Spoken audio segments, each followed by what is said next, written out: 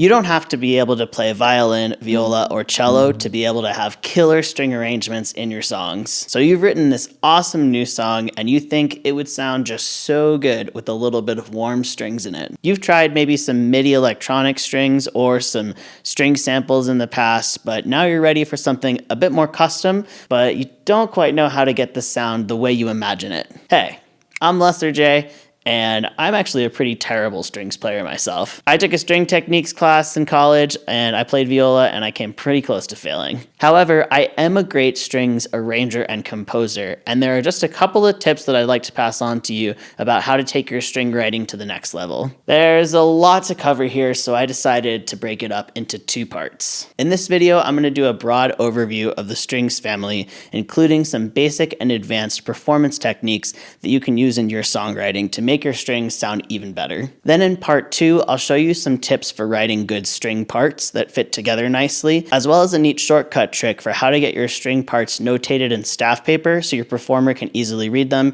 even if you don't know how to read music. First of all, when I say strings here, I mainly mean violin, viola, and cello. A typical string section could include instruments like harp or guitar, or in an orchestral setting, a double bass, but here I'm just thinking about the kind of thing that would sound good in your pop or electronic or R&B or funk song, where you kind of want this warm string quartet-y thing filling out your mid and your high range a little bit more. In a string quartet, the highest instrument is going to be your first violin, then your second violin, in the middle is viola, and the lowest is going to be cello. As far as ranges go, for the violin, your lowest string is going to be a G string, the G below middle C. G string. That's going to be a hard cutoff, so unless your violinist has an extra bonus fifth string, there's no going below that G. The highest note is really going to depend on how advanced your performer is, but a pretty safe bet for maybe your violinist buddy is that they can probably reach the G that is 4 ledger lines above the treble clef staff. You generally want your first violin to sit on the top and your second violin to sit right below that, but sometimes you can break those rules and have them crisscross each other. Violas sit in the middle range, so instead of a high E string like a violin has, the viola is going to have a string lower than the violin, the C string, which is the C an octave below middle C. And just like with the violin, that low C is going to be a hard cutoff. There's nothing below that C unless your violist has a bonus string. The highest note, again, is going to depend on the ability level of your performer, but estimating that maybe this is your violist friend, probably a safe bet is that they can get to the A above the staff pretty comfortably.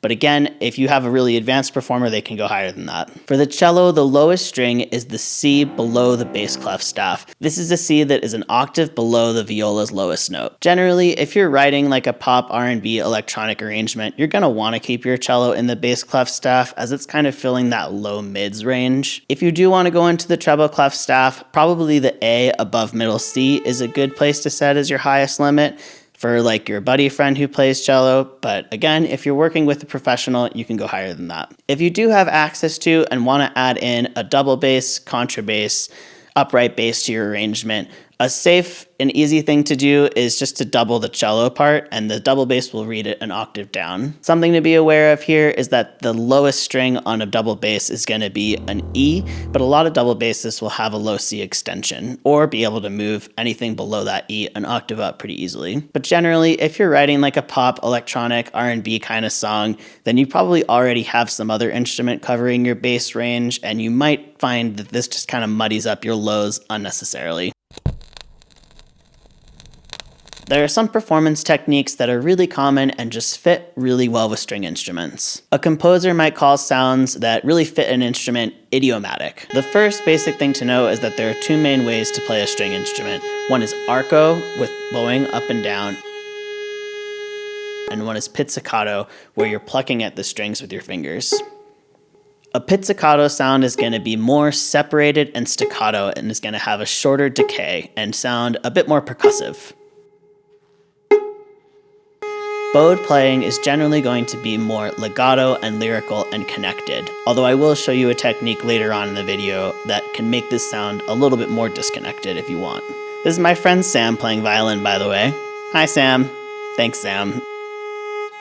You will definitely want to specify to your strings player whether you want them to play arco or pizzicato, although if you don't specify at all, they'll probably assume that you want it bowed. For the most part, however, you won't need to specify to your performer details about how they should bow a passage. My all-time favorite thing that string instruments do is the way that they can grow or crescendo a long-held note, or the opposite, the way that they can decay or decrescendo a long-held note. This is probably like the most underutilized thing I see in pop arrangements. There is often just like nothing more boring than like a blank, long-held whole note, especially for string instruments, which are just capable of so much more. You can crescendo a note. You can accent the start of a note or the end of a note. You can even add in an extra bowed note at the start or at the end. You can tremolo or quickly move back and forth on the strings with different rhythms or different speeds. All of these will just bring that held note to life.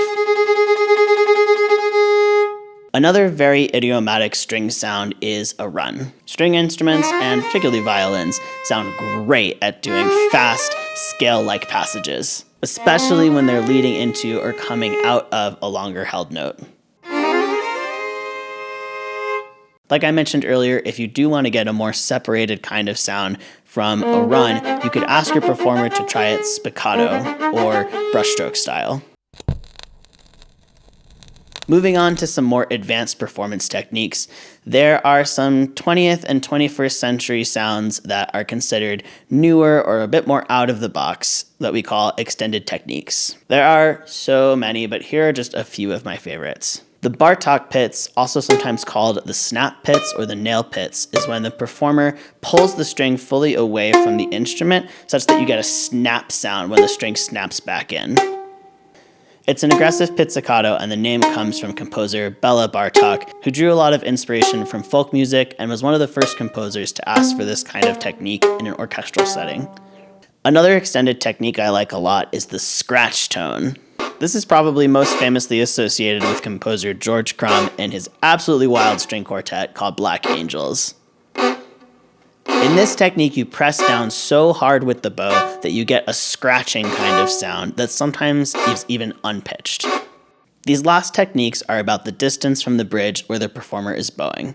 Sul tasto is when your performer bows a bit more over the fingerboard and gets this haunting, light, delicate sound.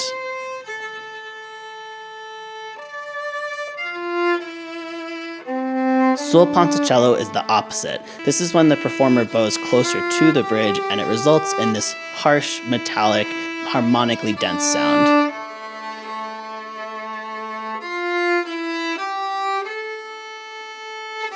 You could even ask your performer to play over the bridge on the other side of the bridge, where it becomes even more unpitched and scratchy. This is my friend Matthew playing viola. Hi, Matthew. Thanks, Matthew.